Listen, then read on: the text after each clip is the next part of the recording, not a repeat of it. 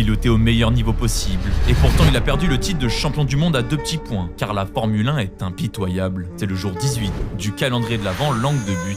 Maximilian Verstappen est né à Hasselt en Belgique, déjà prédestiné au sport mécanique. En fait, son père Jos a couru en Formule 1 et sa mère était une pilote de karting accomplie. Alors dès ses 4 ans, le petit Max commence à piloter un kart pour le plaisir, mais très vite, il veut se mesurer aux autres, aux meilleurs jeunes de son pays. Quelques années plus tard, il dispute ses premières courses dans des championnats locaux, en Belgique et aux Pays-Bas. Et c'est choquant puisque son talent est plus qu'évident. Le prodige multiplie les succès et est déjà considéré comme l'un des jeunes pilotes les plus talentueux de sa génération. Mais pour en être sûr, il faut se mesurer aux meilleurs, au niveau international. Là encore, à 15 ans, Max Verstappen remporte les séries importantes, devient l'un des plus jeunes champions du monde de karting, et bat même des pilotes comme Charles Leclerc. Après sa saison incroyable et contrairement à la majorité des talents, qui passent par les échelons inférieurs, le phénomène intègre directement la Formule 3 européenne, où il impressionne immédiatement en terminant 3e du championnat dès sa première saison.